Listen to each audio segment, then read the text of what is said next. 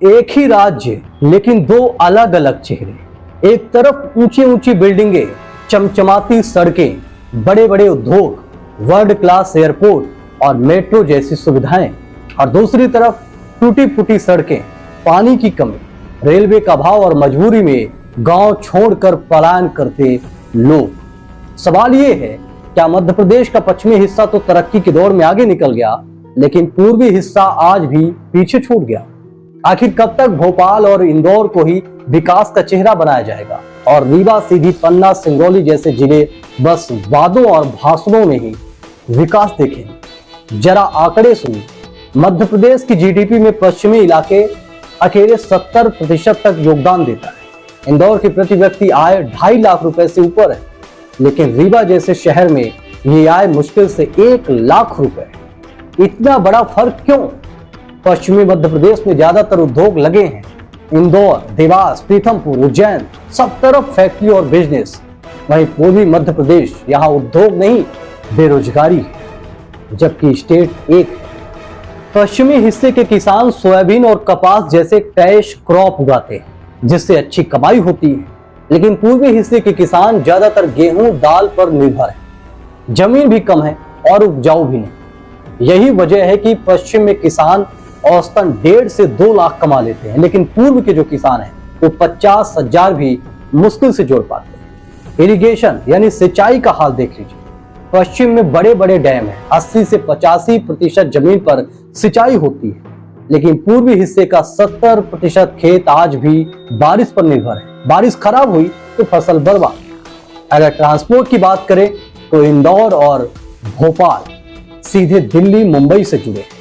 Airport पर international level के हैं, लेकिन रीवा और जबलपुर के एयरपोर्ट पर ढंग की फ्लाइट भी नहीं मिली। रेल कनेक्टिविटी भी कई जिलों में अधूरी है। आप टूरिज्म देख लीजिए। उज्जैन का महाकाल, महेश्वर, मांडू सोशल मीडिया पर छाए रहते हैं, करोड़ों का रेवेन्यू आता है, लेकिन अमरकंटक, बांधवगढ़, चित्रकूट ऐसे कई जगह आज भी जो बेसिक सुविधाओं को तरसते हैं। रीवा जिला में कई जलप्रपात हैं, चाहे वो केवटी हो, ऐसे कई जलप्रपात हैं जहां कोई भी सुविधा नहीं।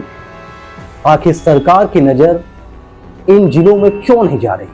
ये बड़ा सवाल है। अब सबसे बड़ा सवाल, ऐसा क्यों? क्योंकि मध्य प्रदेश की राजनीति और प्रशासनिक ताकत दोनों भोपाल और इंदौर में ही केंद्रित है। बजट का बड़ा हिस्सा वहीं जाता है।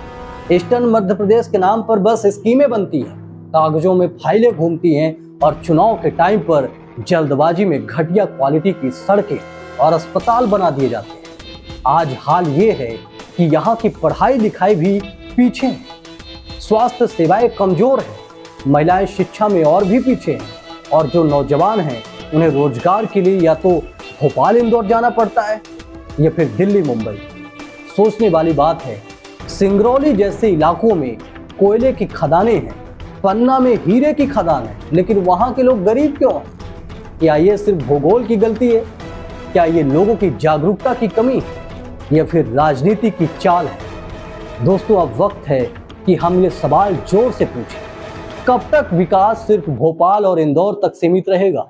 कब तक रीवा, सीधी, शहडोल, पन्ना जैसे जिले सिर्फ भाषणों में गिनाए जाते रहेंगे?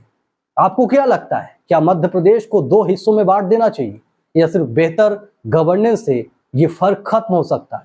कमेंट में अपनी राय हमें जरूर बताएं। अगर आपको ये पहल अच्छी लगी हो तो वीडियो लाइक और शेयर जरूर कीजिए, क्योंकि आपकी एक क्लिक से हमारी आवाज और मजबूत होगी। धन्यवाद।